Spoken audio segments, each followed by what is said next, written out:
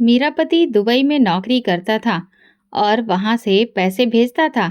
लेकिन जब भी वो मुझे पैसे भेजता, मुझे बहुत गुस्सा आता, क्योंकि वो अपने मरे हुए भाई के बच्चों और उसकी विधवा पत्नी का भी खर्च उठाता था। मैंने गुस्से में शोर मचाकर अपनी जेठानी पर आरोप लगाया कि उसका मेरे पति के साथ में कोई रिश्ता है। वो बहुत अच्छी और नेक महिला थी, लेकिन रोते हुए अपने बच्चों को लेकर घर छोड़कर चली गई। और कुछ सालों के बाद अचानक खबर आई कि मेरे पति का निधन हो गया। अब मैं भी विधवा हो गई थी।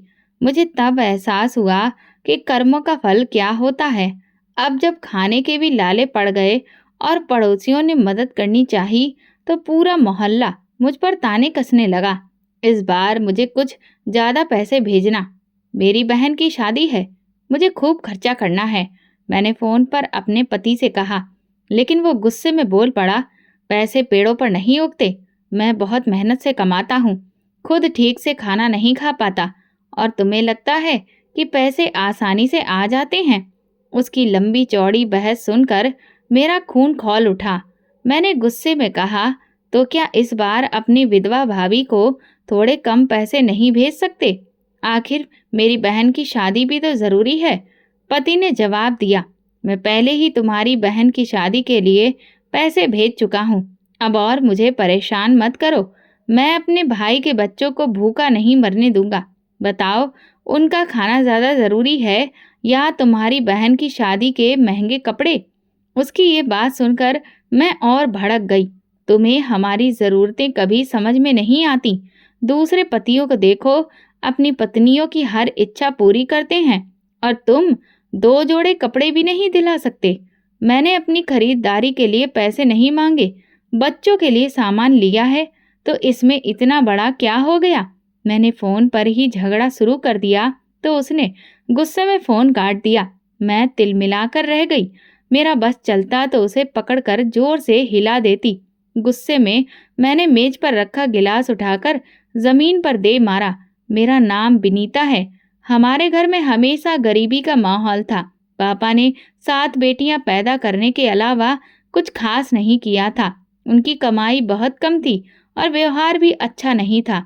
वह हमेशा गुस्से में रहते थे और माँ से लड़ते रहते थे। माँ भी कम नहीं थी, क्योंकि उनके 4 भाई थे और वो अपने भाइयों की धौंस पापा पर जमाती थी। पापा जब लड़ाई करते तो माँ भी उन्हें करारा जवाब देती। कभी कभी लगता कि गलती पापा की है, कभी लगता कि माँ की, लेकिन असल समस्या गरीबी थी। माँ की कई इच्छाएं थीं जो कभी पूरी नहीं हो पाती थीं।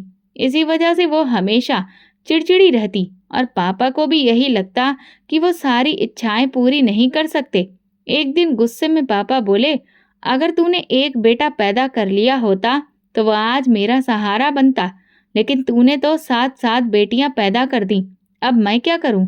पापा को लगता था कि माँ ने बेटियां पैदा करके उनका जीवन खराब कर दिया, और माँ को लगता था कि पापा ने उनकी जिंदगी बर्बाद कर दी। धीरे धीरे हम बहनों को भी इस लड़ाई की आदत हो गई थी। अब अगर घर में शांति होती तो लगता कि कुछ गड़बड़ है। शायद माँ पापा बीमार हैं। मेरी बड़ी बहन घर का सारा काम संभालती थी। माँ कहती, जब मैंने 7 लड़कियां पैदा की हैं तो घर का काम तो संभालो। मैं 5वें नंबर पर थी तो घर के छोटे मोटे कामों में बड़ी बहनों की मदद करती थी। कब हम सब बड़ी हो गईं, पता ही नहीं चला। जब माँ हमें जवान होते देखती तो चिंता में डूब जाती। उन्हें लगता कि अच्छे रिश्ते आएं और हमारी शादी हो जाए, लेकिन रिश्ते इतने आसान नहीं थे। लड़के वाले बिना दहेज शादी करने को तैयार नहीं होते थे, और पापा के पास देने के लिए कुछ नहीं था। इस वजह से माँ का गुस्सा और बढ़ गया था।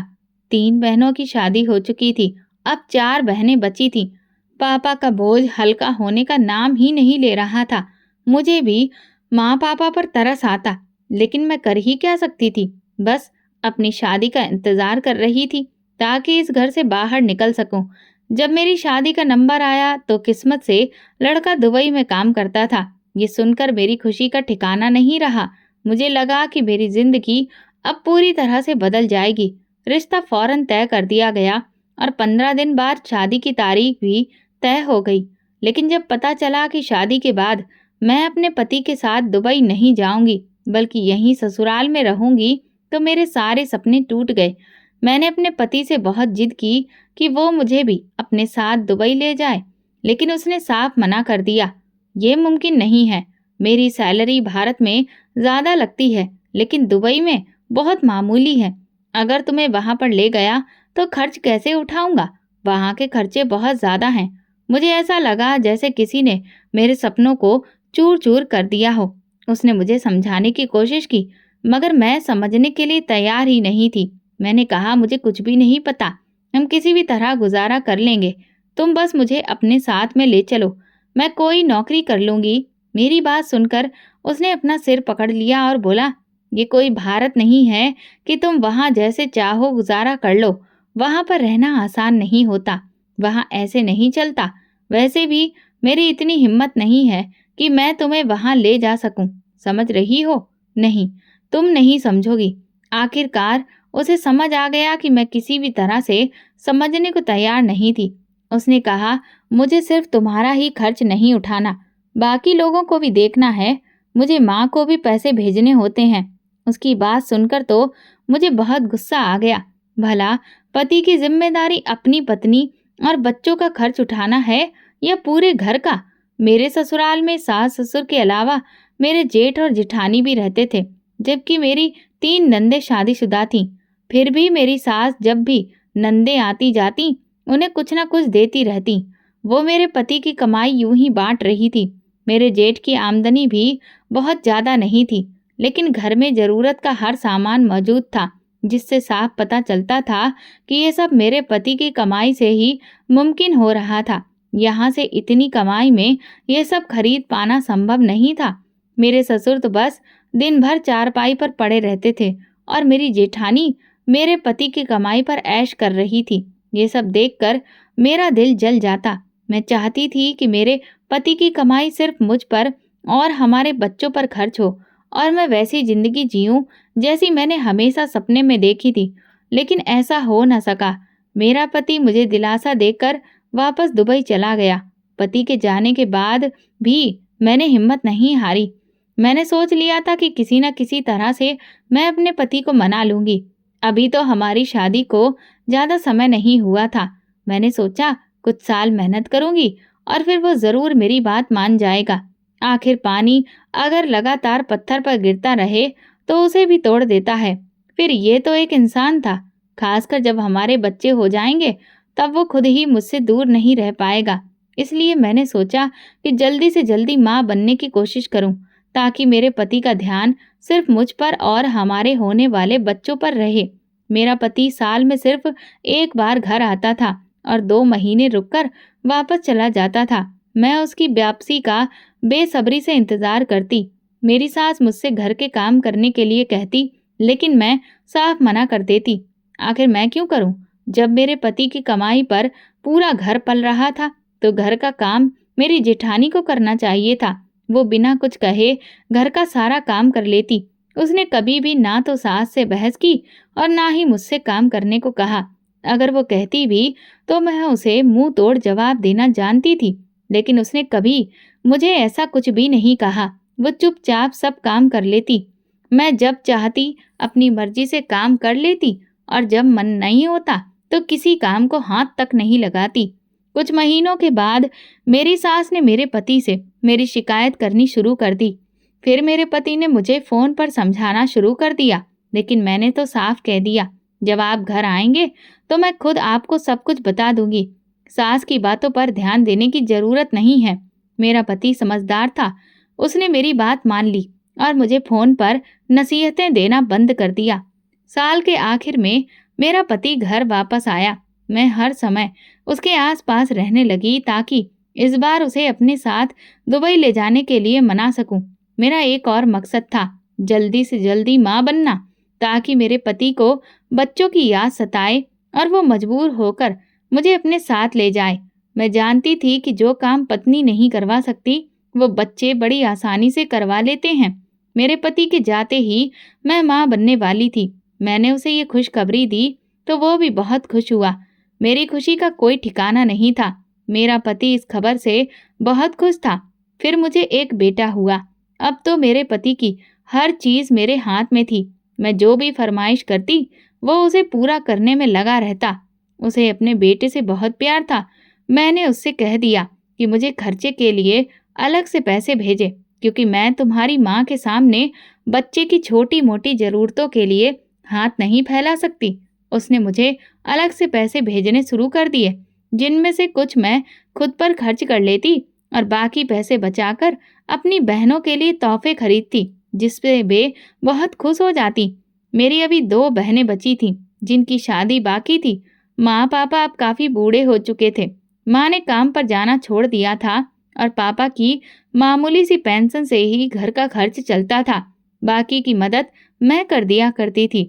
हमारे परिवार में सिर्फ मेरी ही शादी एक अच्छे घर में हुई थी। बाकी बहनों के घरों में तंगी थी। मेरी छठी नंबर की बहन की शादी थी और इस मौके पर मेरा पति भी दुबई से आया हुआ था। मैं पूरी तरह से सज धज कर अपने पति के साथ शादी में गई। वहां मौजूद सभी रिश्तेदार मेरी चमक दमक देखकर हैरान थे। हर कोई कह रहा था, तुम तो बिल्कुल बदल गई हो, पहले से ज्यादा खूबसूरत लग रही हो।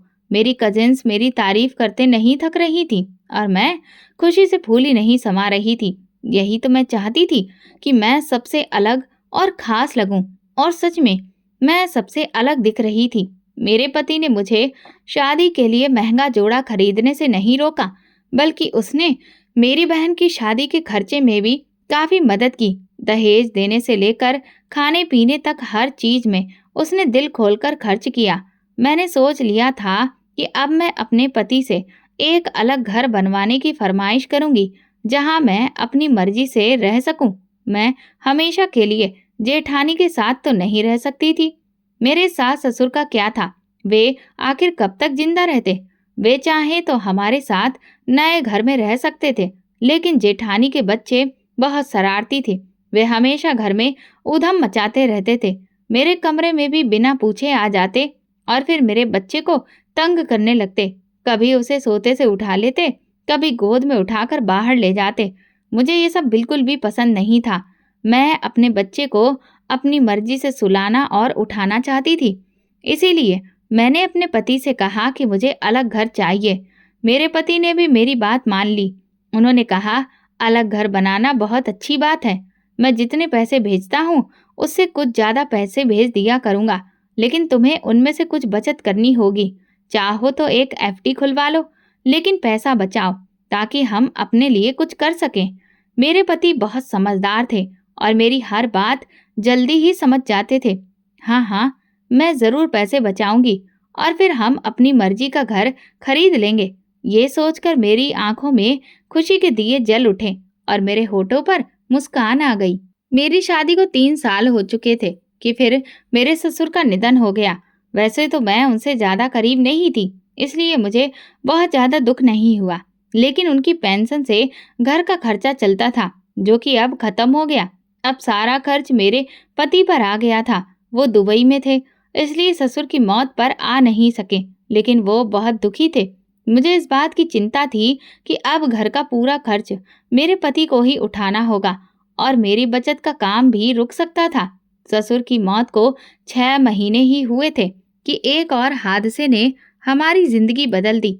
मेरे जेठ काम पर गए थे, लेकिन वो सही सलामत वापस नहीं लौटे।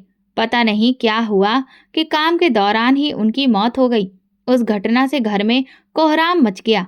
मेरी सास पहले ही ससुर की मौत के गम से अभी उबर नहीं पाई थी। अब जवान बेटे की लाश देखकर वो पागल जैसी हो गई। जिठानी और उसके बच्चे भी फूट फूट कर रो रहे थे, जिसे देखकर मेरी भी आंखों से आंसू छलक पड़े। मुझे ये सोचकर चिंता हो रही थी कि अब जेठानी और उनके बच्चों का खर्च कौन उठाएगा। उनके आगे पीछे तो कोई भी नहीं था, और वैसे भी इस समय कौन रिश्तेदार मदद के लिए आगे आता।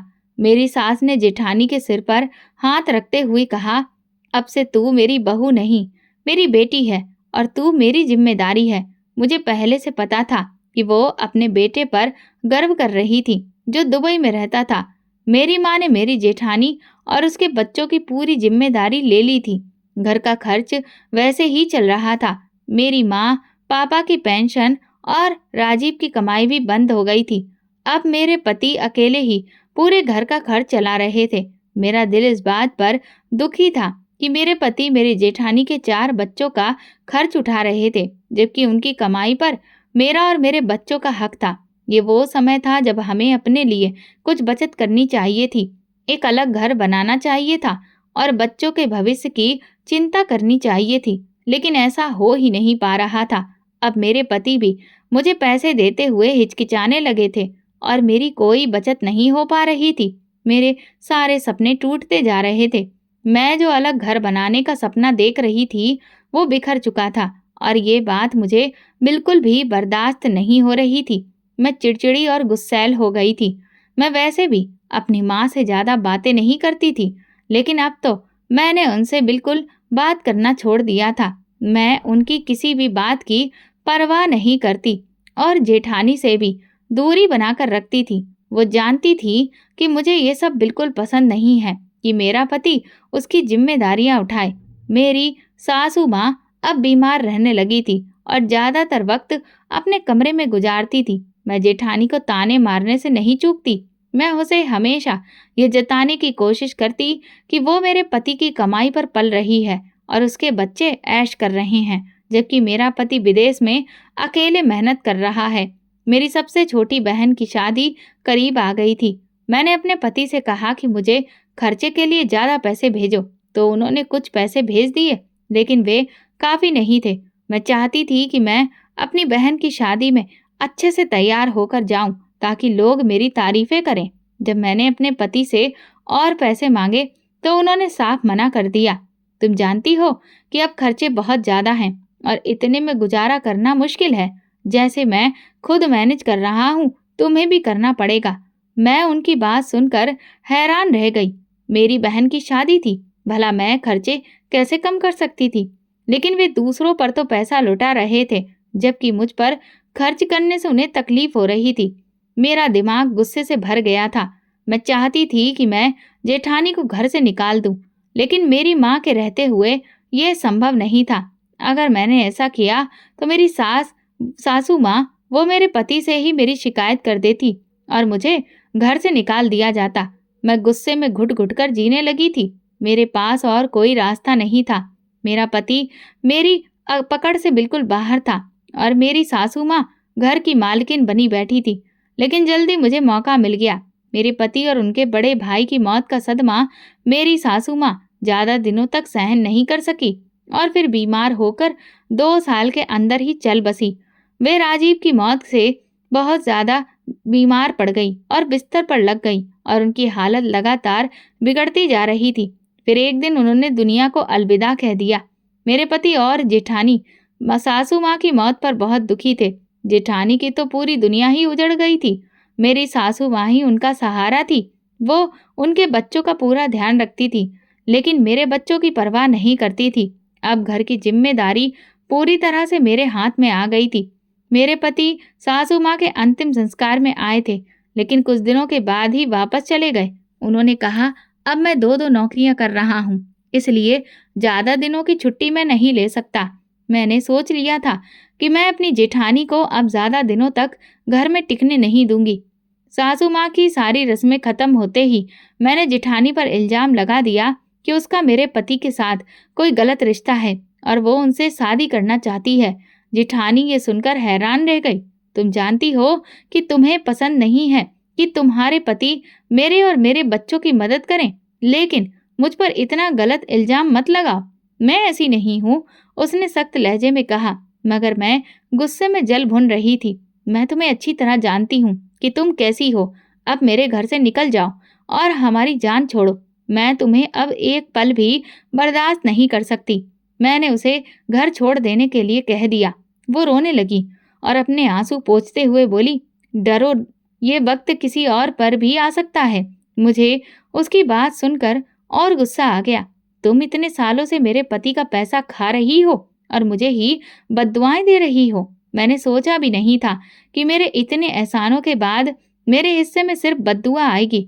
मैंने गुस्से में उसे घूरते हुए कहा, तो वो रोते हुए अपना सामान समेटने लगी। मैं अपने कमरे में चली गई और गुस्से से दरवाज़ा बंद कर दिया।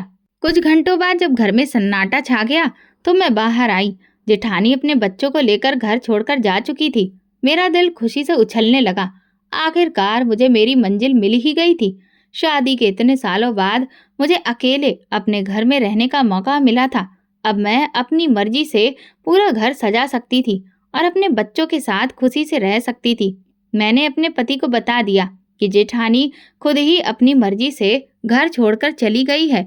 शायद कोई रिश्तेदार उसे ले गया हो।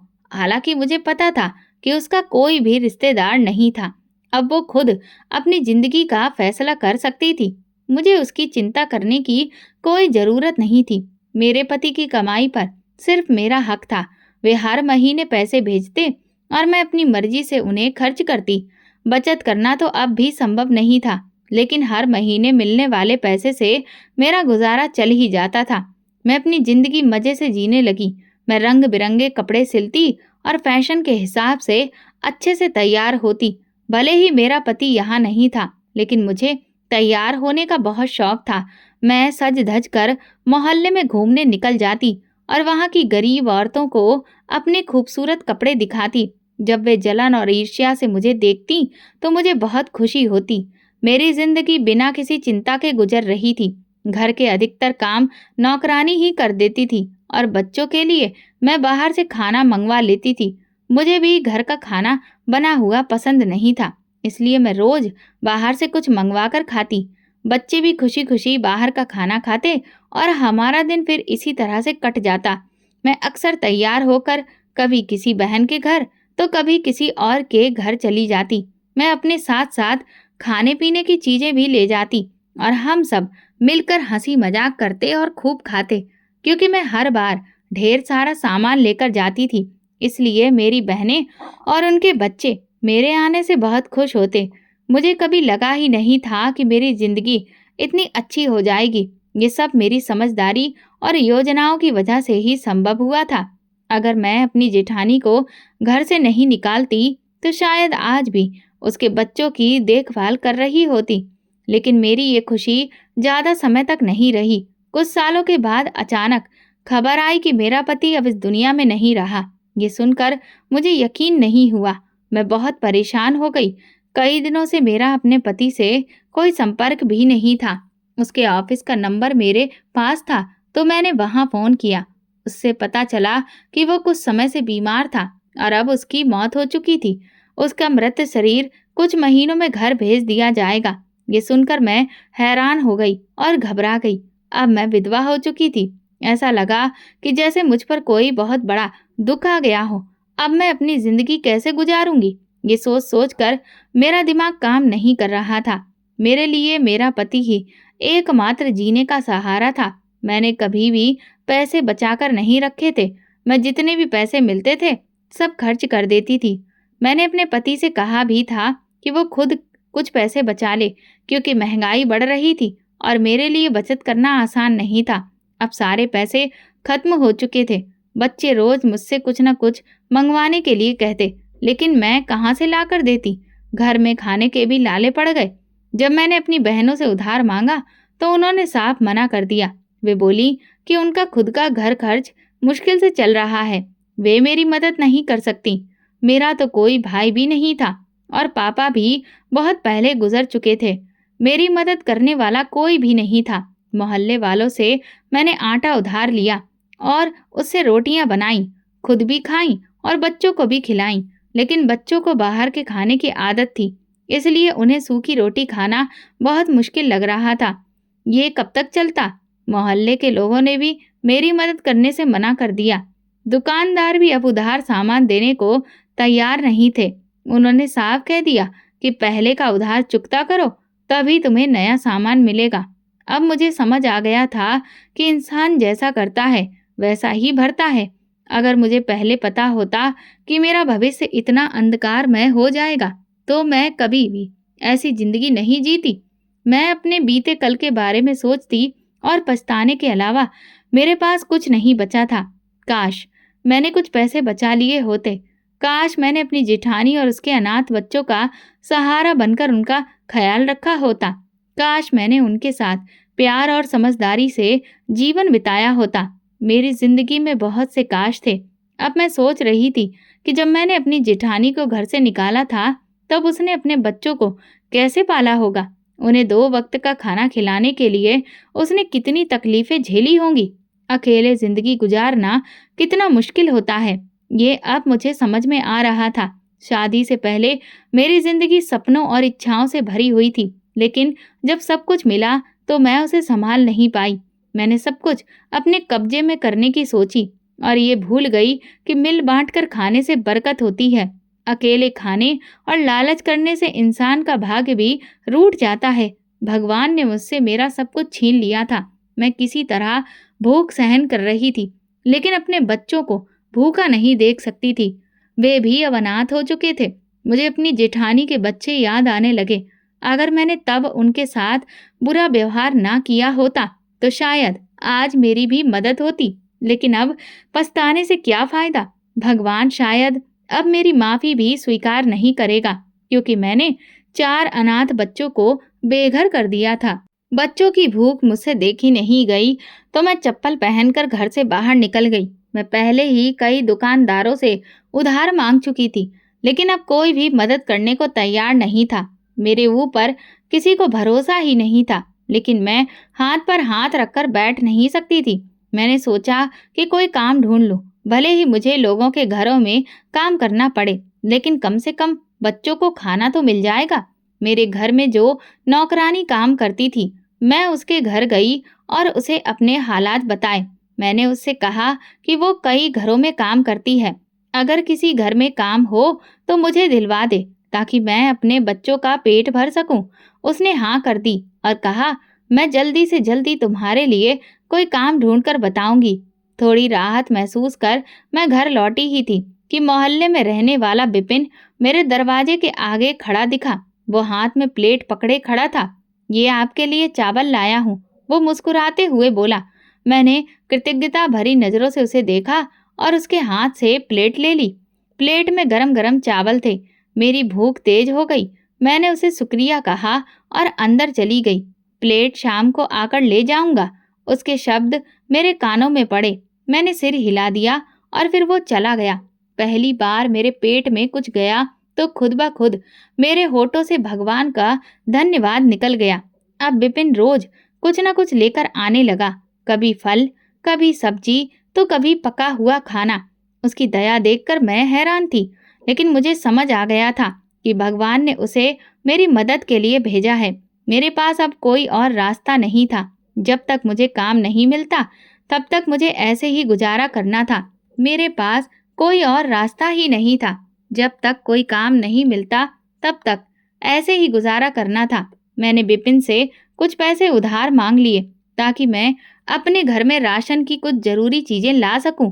घर में आटा भी पूरी तरह से खत्म हो चुका था।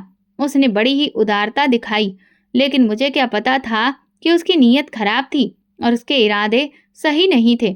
मुझसे शादी कर लो, कब तक अकेले जिंदगी गुजारोगी। कुछ दिनों में ही उसने मुझसे शादी की बात कह दी। मैंने हैरानी से उसकी ओर देखा। देखो, मैं तुम्हारे भले के लिए कह रहा हूँ। कल को मोहल्ले वाले तुम पर और मुझ पर गलत बातें बना सकते हैं। तुम्हें तो पता ही है कि लोग किस तरह की बातें करते हैं। मैं तुम्हें खुश रखूंगा। वो ना जाने कितने वादे कर रहा था, जबकि मैं हैरान खड़ी थी। मैंने कभी दूसरी शादी के बारे में सोचा तक नहीं था। मैं अभी कुछ कह भी नहीं पाई थी कि विपिन की पत्नी ना जाने कहां से शोर मचाती हुई आ गई। उसने चिल्ला चिल्ला कर पूरे मोहल्ले को इकट्ठा कर लिया। आसपास के लोग घरों से बाहर निकल आए और तमाशा देखने लगे। वो मुझ पर लगातार आरोप लगा रही थी कि मैं उसके पति को बहका रही हूँ। तुझे शर्म नहीं आती दूसरों के पतियों को लुभाने में? एक अधेड़ उम्र की औरत ने मुझे डांटते हुए कहा, तो मैं बेबसी से अपने होंठ दबाने लगी। ऐसा कुछ भी नहीं है, ये सब झूठ है। लेकिन फिर भी मैं अपनी सफाई में कुछ नहीं कह सकी। वैसे भी वहां मौजूद कोई भी मेरी बात सुनने को तैयार नहीं था।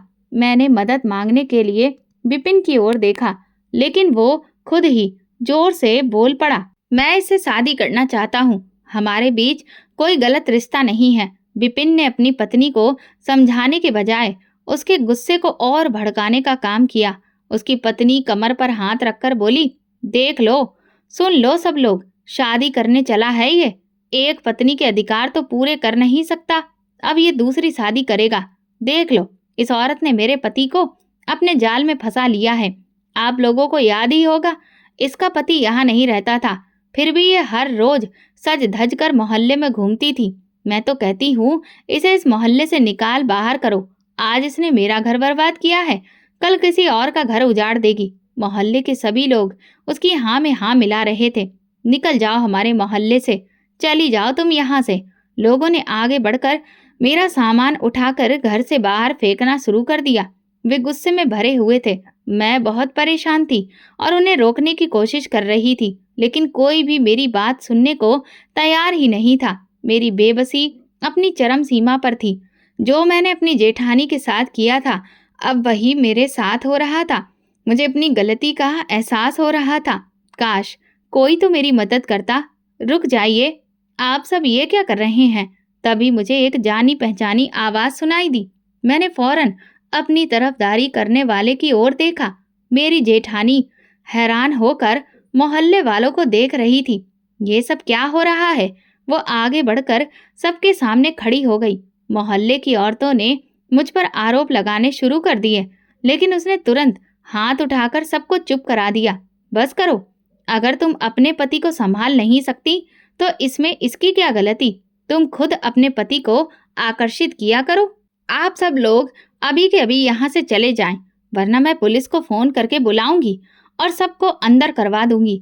मेरी जेठानी की धमकी काम आई और लोग कुछ ही देर में इधर उधर बिखर गए। मैं इतनी शर्मिंदा थी कि उनके सामने नजर उठाने की हिम्मत भी नहीं हो रही थी। उन्होंने मेरा बिखरा हुआ सामान समेटा और फिर मुझे अंदर ले आई। ये सब क्या हो रहा है? तुम इस हालात तक कैसे पहुंच गई? वो आश्चर्य से पूछने लगी तो मेरी आंखों में आंसू आ गए। मैं तो यहाँ से बस गुजर रही थी, संयोग से ये सब देख लिया, लेकिन ये कैसे संभव हुआ? जब मैंने उन्हें अपने पति की मौत की खबर दी तो वो हैरान रह गई और उनके मुंह से आवाज तक नहीं निकली। ये कैसे हो सकता है? भाई को क्या हुआ? उनकी आंखों में आंसू आ गए। वो तो इतने अच्छे इंसान थे कि मुझे अपने सगे भाई की तरह प्रिय थे। तुमने मुझे बताया क्यों नहीं?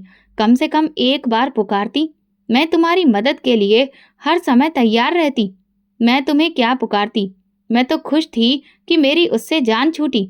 मैंने एक बार भी नहीं सोचा कि वो कहाँ जाएगी। मुझे उसके ठिकाने का कोई पता नहीं था जो मैं जाकर उसे बता सकती। मैं तुमसे बहुत शर्मिंदा हूँ, मुझे माफ कर दो। मैंने तुरंत उनके सामने हाथ जोड़ दिए तो उन्होंने मेरे हाथ पकड़ लिए। ऐसा मत कहो, मैंने हमेशा तुम्हें अपनी बहन की तरह माना है। ये तो भगवान की मर्जी थी कि मैं विधवा हो गई और मेरे बच्चों की परवरिश के लिए मुझे किसी सहारे की जरूरत थी। तुम्हारे पति ने हमेशा मेरा साथ दिया था। मेरी सास ने भी मुझे कभी भी किसी चीज की कमी महसूस नहीं होने दी थी। लेकिन तुम्हें ये लगा कि शायद मैं तुम्हारे पति को अपने पक्ष में करने की कोशिश कर रही हूँ, जबकि वो मुझे भाई की तरह प्रिय थे।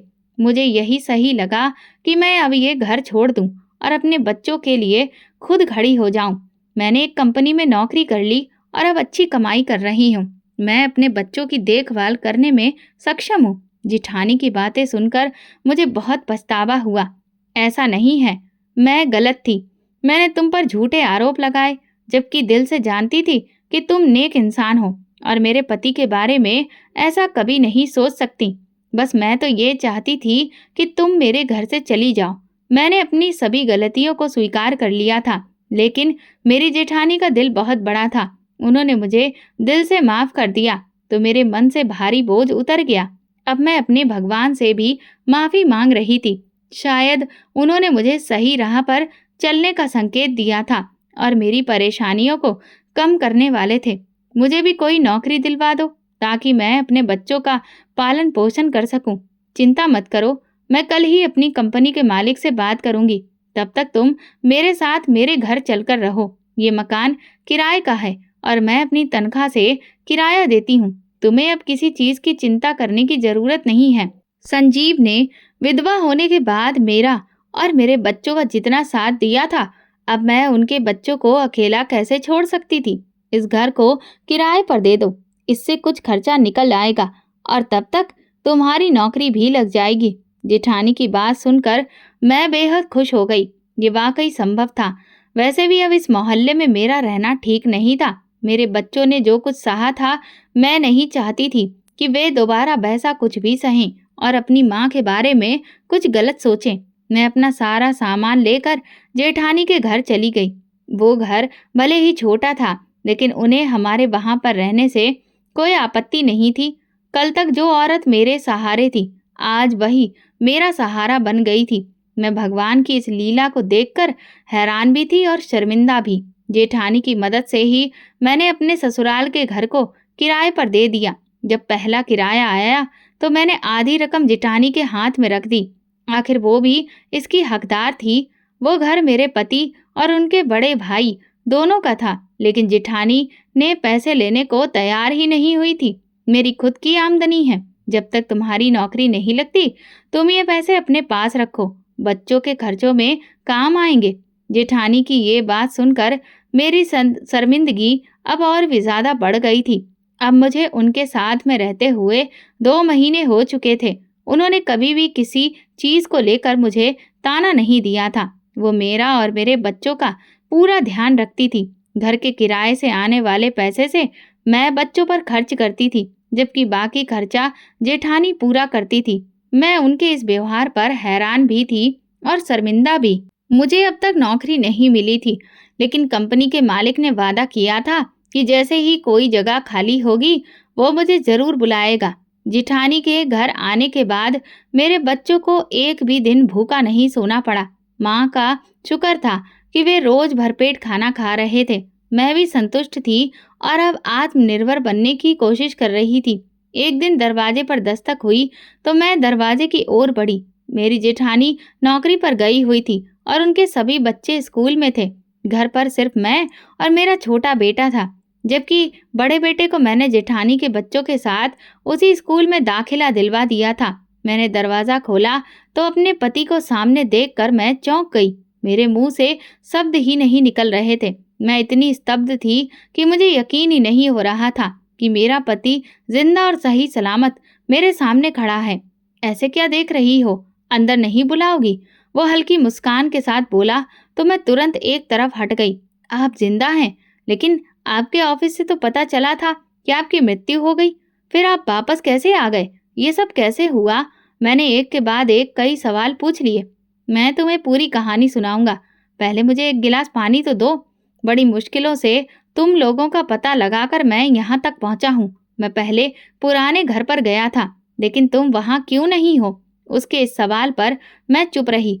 पहले तुम ये बताओ कि तुम कैसी हो? मैंने तुम्हारे बिना बहुत मुश्किल समय बिताया है। ये कहते ही मैं अपने पति के कंधे से लगकर रो पड़ी। अरे पगली, रो क्यों रही हो? अब सब कुछ ठीक हो गया है। दरअसल जिस दिन हादसा हुआ, मैं कंपनी की बस से घर लौट रहा था। रास्ते में बस का एक्सीडेंट हो गया और मैं झाड़ियों में गिर गया। बस में आग लग गई, जिससे कंपनी के लोगों ने मान लिया कि मैं भी उसी हादसे में मर गया, लेकिन मैं जिंदा था। मुझे किसी ने झाड़ियों से निकालकर अस्पताल पहुंचाया। मैं बेहोश था, इसलिए किसी को भी ये नहीं पता था कि मैं कौन हूँ। जब होश आया तब भी मेरी हालत बहुत खराब थी। मुझे गंभीर चोटें आई थीं और ठीक होने में काफी समय लग गया। मैं चलने फिरने के लायक भी नहीं था। अस्पताल से छुट्टी मिलने के बाद मैं अपने फ्लैट पहुंचा और भारत लौटने की तैयारी करने लगा। लेकिन तुम जानती हो कि वहां से वापसी इतनी आसान नहीं होती है। मैंने कई बार फोन से संपर्क करने की कोशिश की, लेकिन तुम्हारा नंबर ही नहीं लगा। घर के फोन पर भी कॉल किया, लेकिन कोई जवाब नहीं मिला। तब मैंने खुद भारत आकर तुम्हें सब कुछ बताने का फैसला किया। हाँ, फोन का बिल जमा ना होने की वजह से वो तो कब का बंद हो चुका था। मैंने धीरे से कहा, मुझे अंदाजा है कि मेरे बिना तुम्हें कितना मुश्किल वक्त गुजारना पड़ा होगा, लेकिन अब मैं आ गया हूँ तो सब ठीक हो जाएगा। वो मुस्कुराते हुए बोला तो मैं भी मुस्कुरा दी। मैं अपने भगवान की बहुत आभारी थी, जिसने मुझे दोबारा जीवन जीने का अवसर दिया। मेरा पति जिंदा था, मेरे लिए इससे बड़ी खुशी और क्या हो सकती थी। बच्चे भी अपने पिता को देखकर बेहद खुश थे। उन्हें तो यकीन ही नहीं हो रहा था कि उनके पिता वापस लौट आए हैं। वे उत्साह से उन्हें अपने बीते दिनों की बातें सुनाने लगे। पति भी ये सुनकर भावुक हो गए कि उनके बिना बच्चों को कितनी कठिनाइयां झेलनी पड़ी। जेठानी भी जब दफ्तर से लौटी तो मेरे पति को देखकर हैरान रह गई। हमारी खुशी का तो कोई ठिकाना ही नहीं था। मैं अपने भगवान की आभारी थी। शायद ये सब भगवान ने मुझे सही राह दिखाने के लिए किया था और अब मैं उस राह को पहचान चुकी थी। दोस्तों, अगर आपको हमारी कहानी पसंद आई हो तो कमेंट करके ज़रूर बताइए। वीडियो को लाइक करें और ज़्यादा से ज़्यादा शेयर करें। अगर आप चैनल पर नए हैं तो सब्सक्राइब ज़रूर करें और हाँ, नोटिफिकेशन बेल को ज़रूर दबाएं ताकि अगली अपडेट सबसे पहले आपको मिले। धन्यवाद।